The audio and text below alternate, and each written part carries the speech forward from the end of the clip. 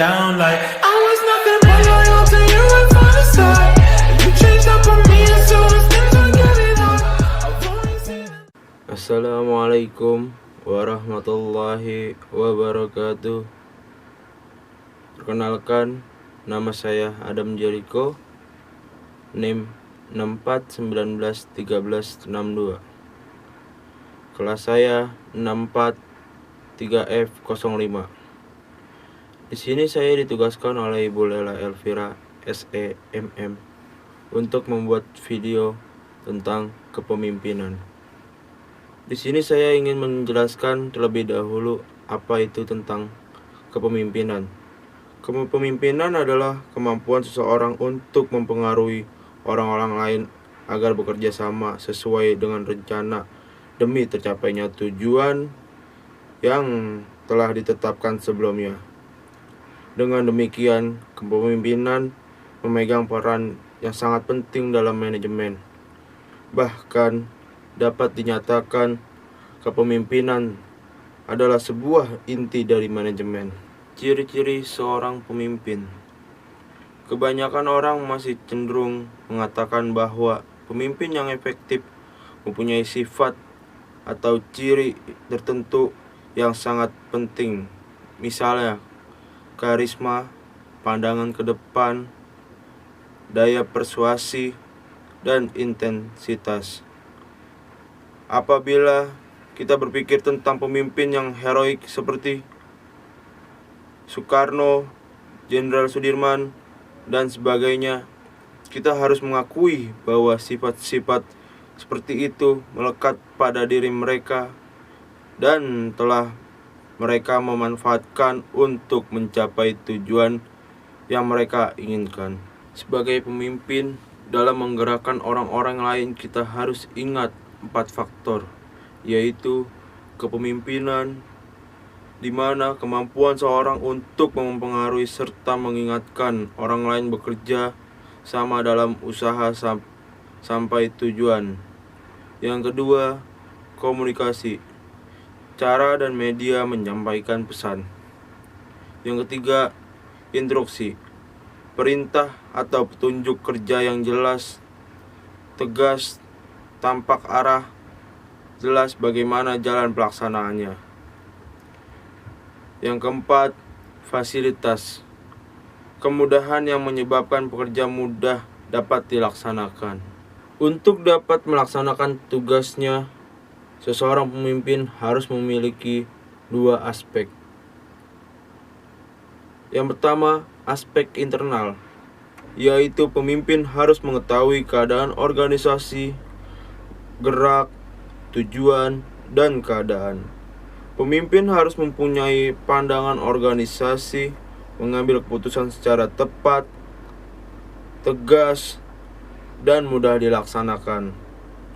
Pandai mendelegasi wewenang, mendapat dukungan dari anggotanya. Yang kedua, aspek eksternal, yaitu pemimpin harus mengetahui situasi masyarakat di luar organisasi dan perkembangan organisasi lain. Tipe-tipe kepemimpinan dibagi menjadi 6. Yang pertama, kepemimpinan pribadi.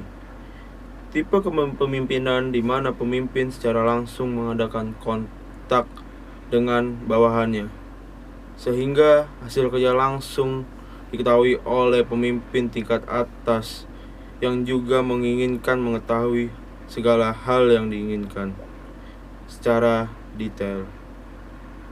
Yang kedua, kepemimpinan non-pribadi. Tipe kepemimpinan di mana pemimpin tidak mengadakan kontak langsung dengan bawahan, melainkan melalui saluran jenjang hierarki yang sudah ada. Dengan demikian, masing-masing bagian lebih merasa bertanggung jawab. Yang ketiga, kepemimpinan otoriter. Tipe kepemimpinan di mana pemimpin menganggap bawahan kepemimpinan adalah hak pribadinya, sehingga ia tidak perlu berkonsultasi dengan orang lain dan tidak boleh ada orang lain yang turut campur tangan. Yang keempat, kepemimpinan demokratis. Tipe kepemimpinan di mana pemimpin selalu bersedia menerima dan menghargai saran-saran, pendapat, dan nasihat dari staf atau bawahannya melalui forum musyawarah untuk mencapai kata sepakat. Yang kelima, kepemimpinan kebapaan. Tipe kepemimpinan di mana pemimpin bertindak sebagai ayah kepada anaknya, mendidik, mengasuh, mengajar, membimbing, dan menasehati. Pada dasarnya, kepemimpinan semacam ini baik, tetapi kelemahannya tidak memberikan kesempatan kepada bawahan untuk tumbuh menjadi dewasa dan lebih bertanggung jawab. Yang keenam, kepemimpinan karismatis. Tipe kepemimpinan di mana pemimpin memiliki daya tarik yang sangat kuat. Seolah-olah dalam diri pemimpin tersebut terdapat kekuatan yang luar biasa, sehingga dalam waktu singkat dapat menggerakkan banyak pengikut. Baik, tadi adalah teori-teori tentang kepemimpinan. Selanjutnya saya ingin memberitahu video tentang kepemimpinan sebagai berikut.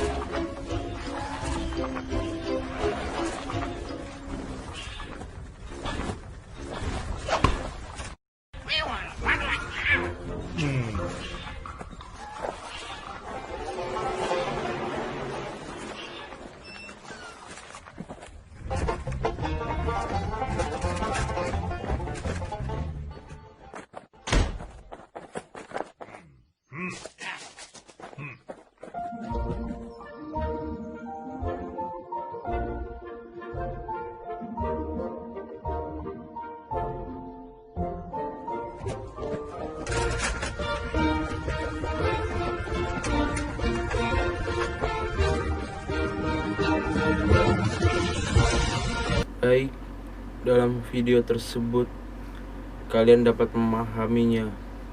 Yang pertama, ada seorang pekerja. Dia bekerja keras untuk mencapai tujuannya. Terus orang tersebut dibantu oleh orang kedua. Dia membantu dengan bekerja yang efektif. Terus ada lagi yang membantu orang ketiga. Orang ketiga itu membantu tapi menyusahkan.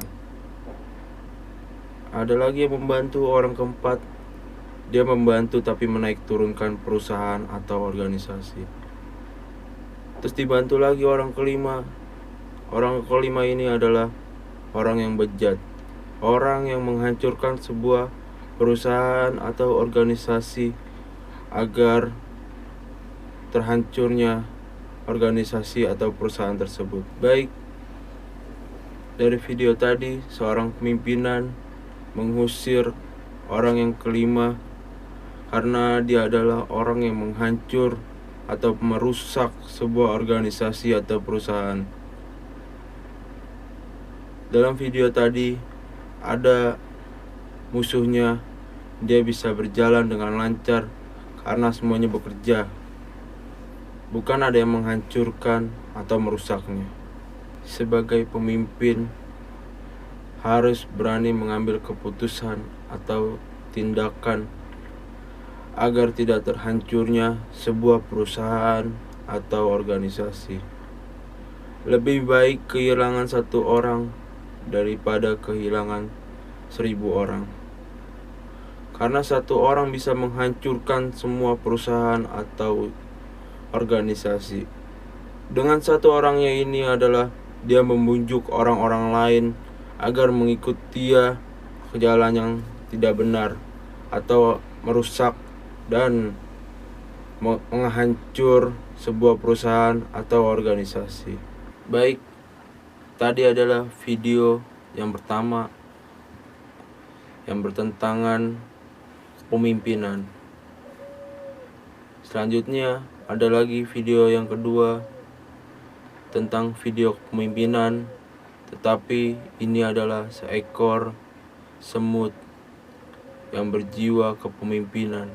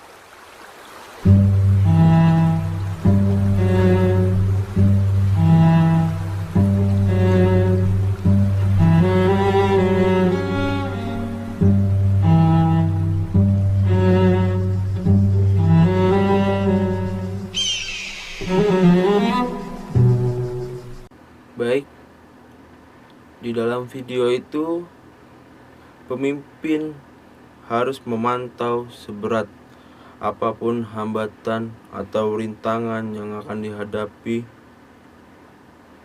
Pemimpin harus memberikan informasi dan instruksi pada tepat waktu. Pemimpin harus bisa memberi keputusan yang cepat dan tepat waktu yang sangat tepat setepat-tepatnya.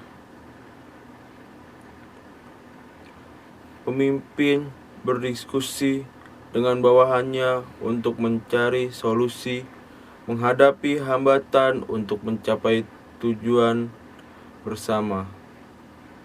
Dan pemimpin tetap selalu ada